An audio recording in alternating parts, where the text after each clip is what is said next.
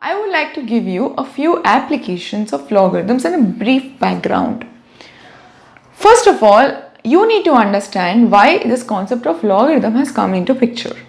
You understood by the problem that I have shown you before, 10 power of x is equal to 7 and 10 power of x is equal to 10 cube. You felt that with your knowledge of exponents, 10 power of x is equal to 10 cube is easy because bases are equal, equate the power, you get the answer. But that theory was not applicable whenever the value of 10 power of x is 7. Why is that? Because we don't know the straightforward answer that we can calculate without a calculator. Right, that is where logarithm has come into picture. So in 1614, John Napier has figured out a table or a way to calculate difficult and complex multiplication and division problems very easily. And that is how we use logarithms. If you know the laws of logarithms in before, or I will be teaching you later, but there will be converting multiplication to addition and division to subtraction so that our life will be very easy while calculating. That is the primary reason why logarithms has come into picture.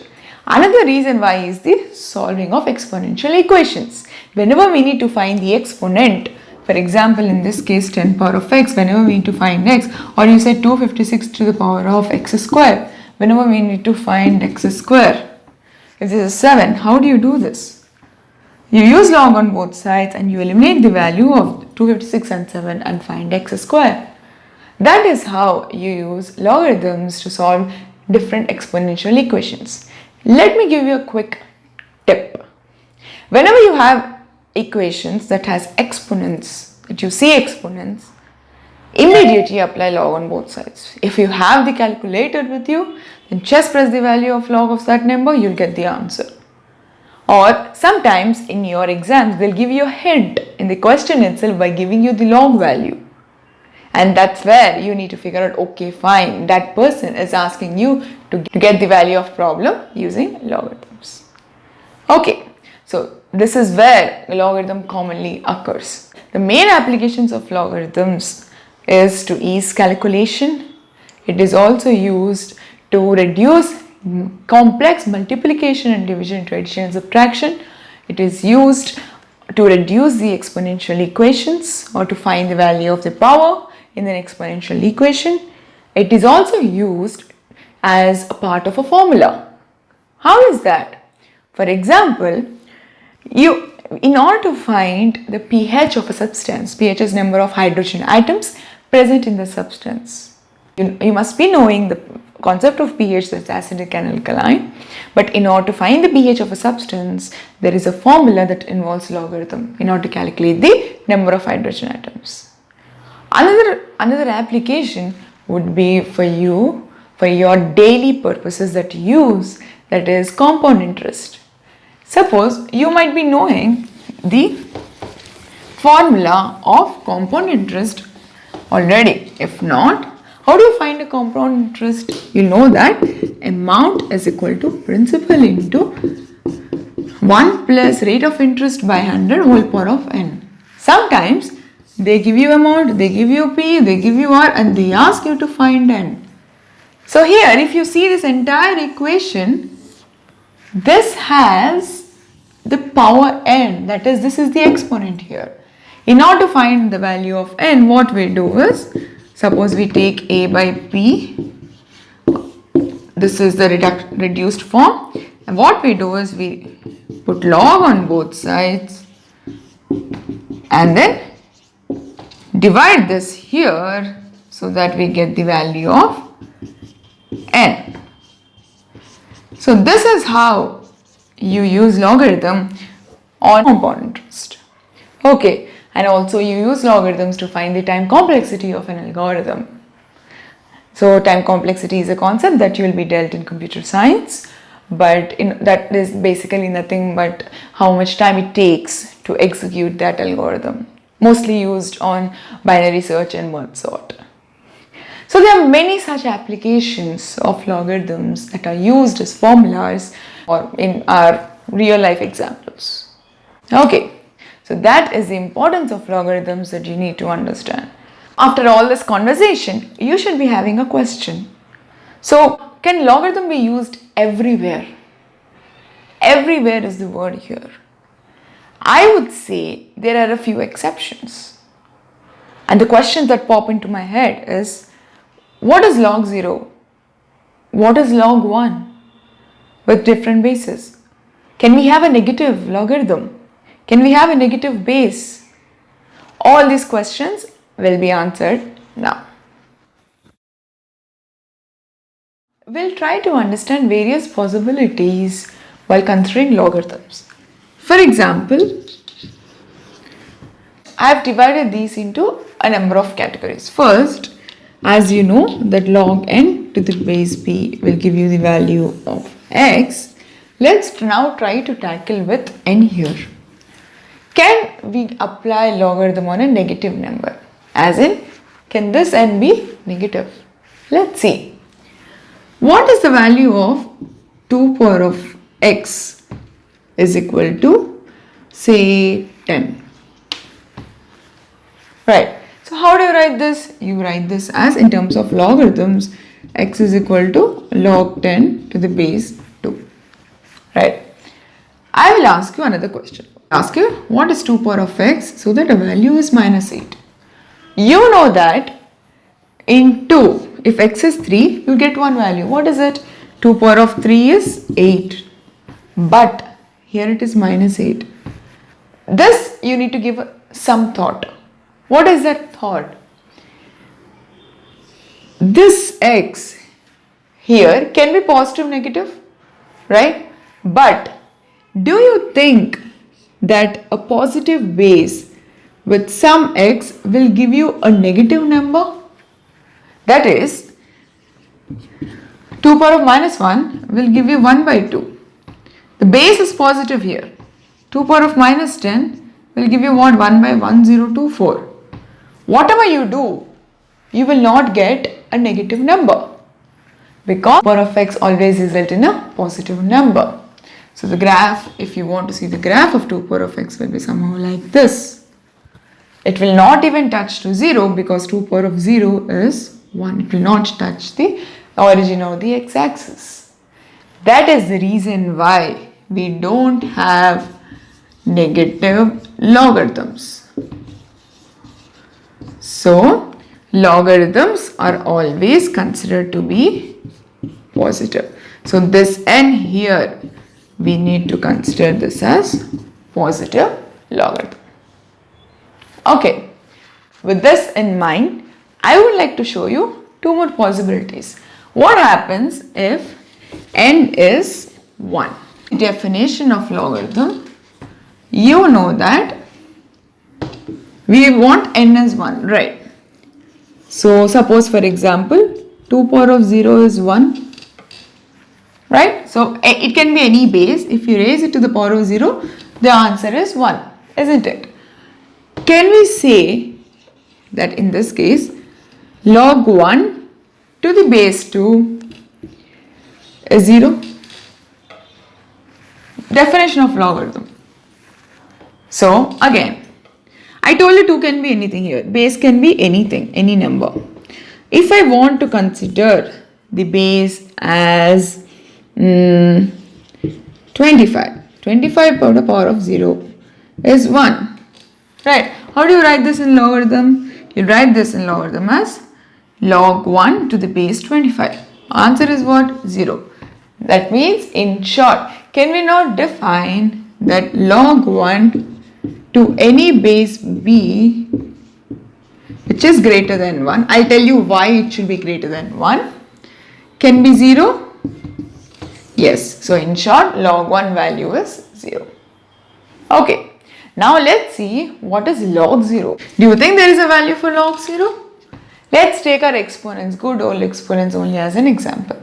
Example, 2 power of x is 0. Okay. Now let's try to find out the value of x using logarithm. So what do we get? Log 0 to the base 2 is x. Isn't it? So, do you think we have any value of x that results in 0? No. Again, 10 power of x is equal to 0. Same, if you apply logarithm, you get log 0 to the base 10 is equal to x. This x can be any number. It is not defined properly. Hence, for that reason, log 0 to any base, that is b greater than 1, is undefined because we don't have a distinct value of x that gives you 0. Okay, so this is all you need to know about this value and what all can be the value in n. So in my previous examples, I have always used b is greater than 1. You must be having a question. Why is that? Why is b always greater than 1? Let's try to figure out. First, we'll take three possibilities, okay? B is equal to 1, B is equal to 0 and B is equal to negative number. We need to identify what happens when B is all these things, okay? First, now let's see what happens when B is 1. This is base, right? So base can be this, 1 power of x is equal to 20, I say, for example. Is it possible at all 1 power of something equal to other than 1? No, it's not, right? So in here, if you convert this to logarithm, you get log 20 to the base 1. And the answer here is x. But this is not possible because 1 power of x cannot be equal to 20. X can be any value here. But even though x is any value, it cannot be equal to 20. Right? Now again, if you take 1 power of x is equal to 1 only. That means log 1 to the base 1 is x. What is 1 power of x such that the value it results is 1? Can I not say x can be 0, x can be minus 1, minus 2? Can I not say x can be 256, x can be 10,000? Any value that I take of x, you get 1. There is no definite value for x. Hence, we'll say that log 1 to the base 1 is undefined. Okay? Or else you can also say that log something to the base 1 is also not defined. Simply because 1 power of x cannot give result in any other value but 1. Okay? So this is how we use or we show that log to the base 1 is not possible. Hence, we'll see we always take b as greater than 1. Now let's see what happens when b is equal to 0. So this is done. Now b is equal to 0. For example, this is the base 0 power of x is 20. Can 0 power of x result in any other number? No, right? Or else I'll say 0 power of x is 0 only. When is 0 power of x 0? When x can be any value?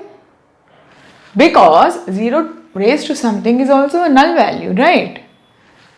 In both these cases also, if you convert this to logarithm, you will get one value of x, but this doesn't define at all. It's not defined because 0 to the power of x cannot be any other value. Here you say 0 to the power of x is 0, but what is the value of x to get 0?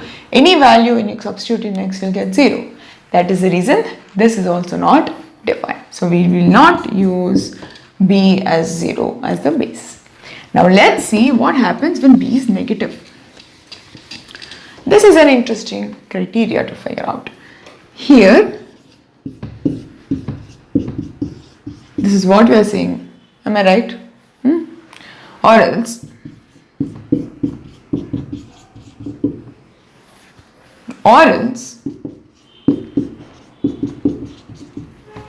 these three are some random values that I picked up for you. If you see here, what are these numbers? These are normal integers, negative integers raised to some power x. So here, can you consider that x can be any value? It can be 0, it can be 1, it can be a fraction, etc. Right. If you want to find out the value of x when x is itself a fraction, that is, so far we've considered all the logarithms as applicable to real numbers. Okay, if minus 3 is raised to any power, this power, if it's in the fraction form, if it's a rational number, then what do we result is, if x is equal to 1 by 2, then do we not write this as this? If x is equal to 3 by 4, do we not write as this? And if x is equal to 3, we'll write it as this. What is the difference here? In this case, is this a real number?